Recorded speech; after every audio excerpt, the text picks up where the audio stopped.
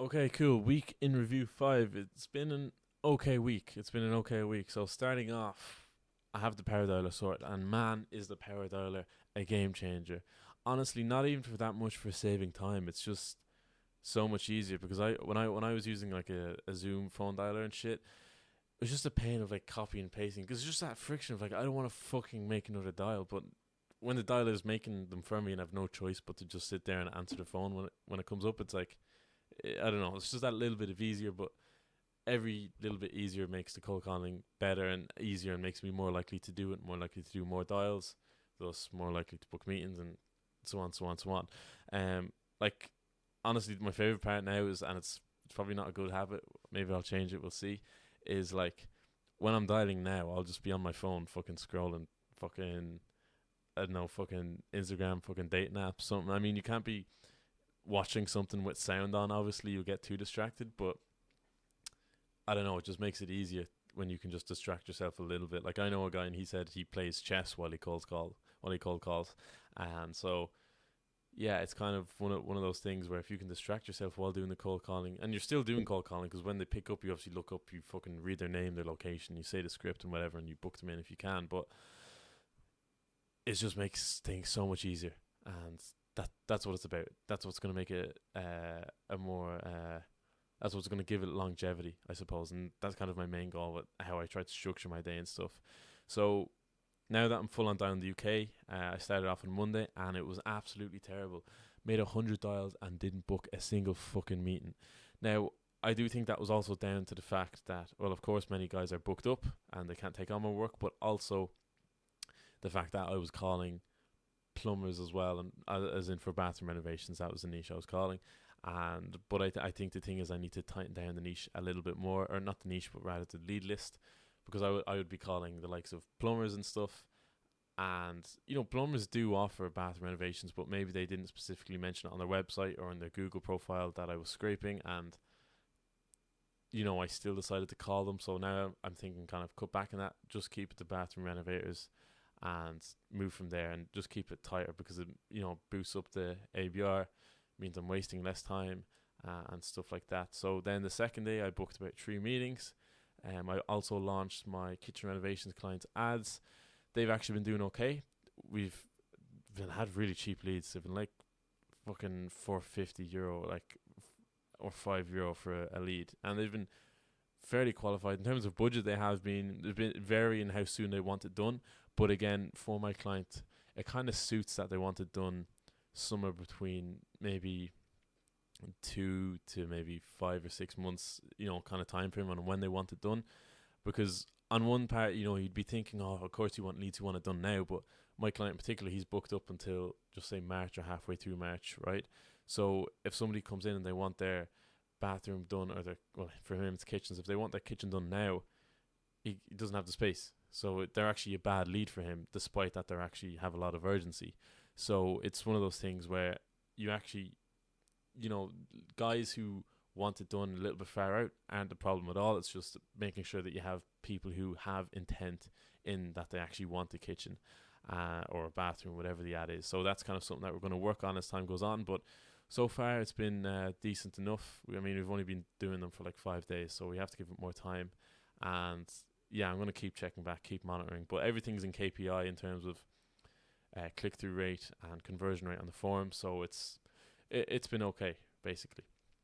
Um, yeah, then Wednesday on cold calling, I had an interesting sales call because I closed them, but as I was dialing, I was planning to do like 150 dials because I'll get into that later. But I was planning to do 150 dials for make up the lack of dials that I knew was going to happen. And then I'm like 105 dials in, call the guy and he says, "Hey, I don't really have much time this week except right now, so fuck it." I just said, "Fuck it, we're running the meeting now then." So made the link, made the fucking Calendly link, whatever, got them sorted, got everything up, and ended up closing them. Now, again, I hate saying closing because I didn't collect any fucking money. So our onboarding is booked next Friday. If the ads launch on their Facebook and stuff, I'm happy to call that a client, because obviously it's not a paying client, but it's like provided I do my job, which I should be doing a good job because that's what I told him. So provided I do my job, he's gonna pay me. So I'm happy enough to call it a client in certain ways, you know. I mean, ultimately, I don't really give a fuck what people think. It's just the way I'm judging it by metrics and stuff. And then the other Dublin bathroom renovations guy texted me. He said, "Sorry, I've been so busy, I couldn't do the onboarding call, or I haven't had time." And stuff. And he said, I'll call you like this week or tomorrow so we can try set up a call." And he didn't call me, so it's kind of one of those things where he's not avoiding me, or people don't avoid you when they say they want to do it, not all the time, but it's just that they get so busy, and because they don't have any commitment, as in money, put down, the commitment isn't there, and it's not a top priority for them. And that's just kind of part of it. It's what you're fighting, right? And that's the problem with the pay after results. But hopefully I can kind of negate that by just closing a lot more people because it's pay after results. And even if only half of them did show up, which I don't think will happen, even if only half of them showed up, I should be getting more I should be closing more deals anyway. Closing deals, like, they're not fucking paying, but you get what I mean. I should be closing more of them because it's so cheap and so much easier, less friction for them. That it should make up that I can still get maybe 2 clients a month. That's really the goal here. And yeah, so then Thursday I went on a night out.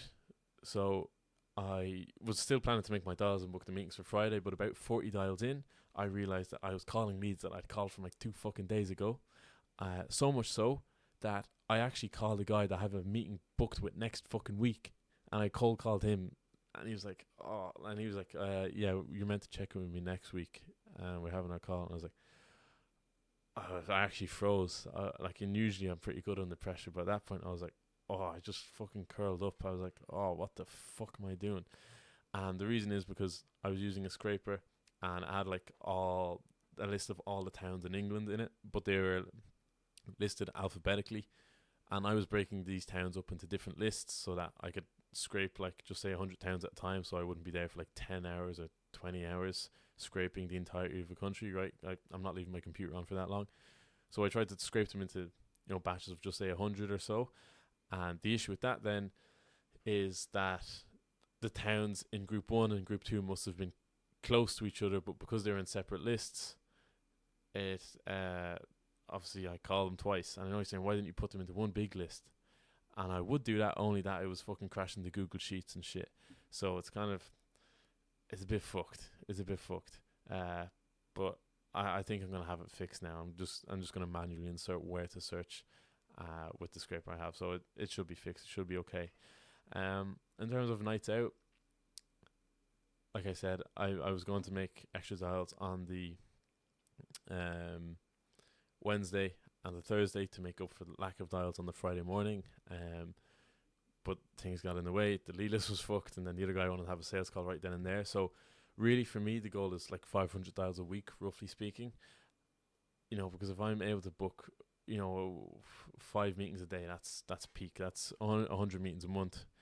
If you show up rate at 40-50%, that's 40-50 fucking thing. So even if your close rate is 5%, you should still be closing, right?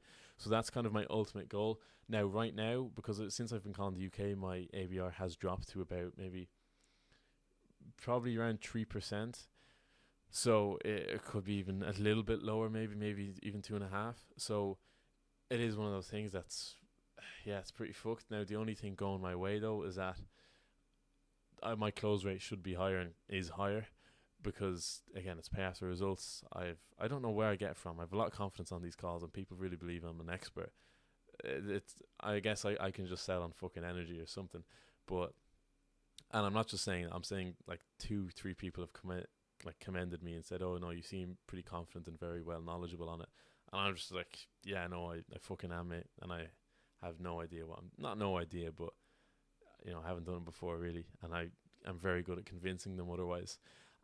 But yeah, even if I am booking less meetings, my close rate should still be pretty good. It should probably be, honestly, it should be between 10 and 20% if it's pay after results, and I have the confidence and they're actually a good fit. Like, because all you're talking about is like £15 a day or €15 a day going towards ad spend, like, which is like 400 quid, which if you're a fucking builder, you can afford that for sure, for the most part anyway.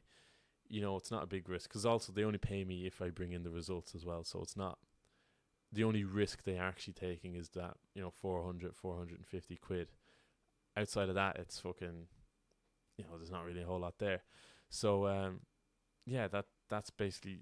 I think I should be good even if I am booking like 3 meetings a day. Now the other side of it is that if I fall out of KPIs and I'm not hitting my 2 clients a month, which is my goal, because 2 clients a month this month would be 24 clients with a 30% churn rate. I'd be left with 16 clients at the end of the year, hopefully, and that would still be my 8k a month, which is my goal. So that's kind of my KPIs. Now, as time goes on, I'll probably charge more for the service, maybe offer some AI integration bullshit. And like if I was to charge 800 quid a month instead of 500, I'd only need 10 clients. And, things can chop and change, but as an overarching goal, as an overall goal, I'd like to be at, like, roughly speaking, 2 clients a month, which I don't think it's actually that crazy. Where if you just do the dials and your appointment booking rate is decent and everything else follows and your show rate is decent, your close, even if your close rate is 20%, or sorry, 5%, which it shouldn't really be lower than that if you're confident on the call, especially if you have a case study or two as well, especially for me at least, because I'm doing pay after results. So if you can keep those things within KPIs, I think 1,000 dials, 1 client it's not that bad, right?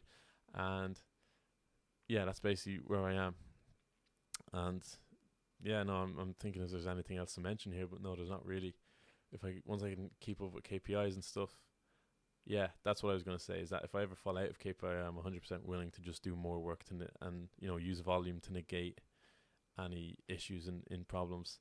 And that goes even for my appointment booking rate. Like if that does fall to 2.5%, I might just make 200 dials a day instead of 100. Like the only reason I was only making 100 dials a day was because if I made 100 dials a day and booked 5 meetings a day, you can guarantee probably anywhere between 3 to 5 of those 5 meetings are going to be on the same day, which would be 5 hours of meetings. Now, obviously, everybody doesn't show up, but that is still 5 hours of time you have to have blocked out, right, at the end of your day. So I generally make, 100 dials over 2 hours, train, eat lunch, maybe do a little bit of work or setup, and then it'd be the sales calls from there. And obviously, in between sales calls of no shows and stuff, you can do a little bit of work here and there. But assuming if I was booking 5 meetings a day, I'd be pretty busy every day at the end of the day and stuff. So that's the only reason I was limiting my dials. Now, like I said, I am down to make more dials and make 150, 200 a day if needs be. If I'm not booking enough meetings, if I'm not taking enough clients on every month, I am completely down to do that. Then it just becomes a question of time in the day again, just the reverse order where I'm spending more time at the start of the day dialing. Do I have enough time to actually have meetings at the end of the day and to train and to just, eat lunch, whatever bullshit as well. Because the way I look at this as like a longevity thing where I'm going to do this every day for the next 6 to 12 months to make sure I'm capable of actually keeping up with it. And I don't just go hard on it for 2 weeks and then fucking burn out. And it's kind of, it's a process that you learn as time goes on. But that's basically where I'm at. Week in review 5. It's been an alright week. Hopefully that guy shows up to the onboarding next Friday, and then I'd have actually 2 clients. That would be pretty fucking awesome if they start paying me too and I do a good job.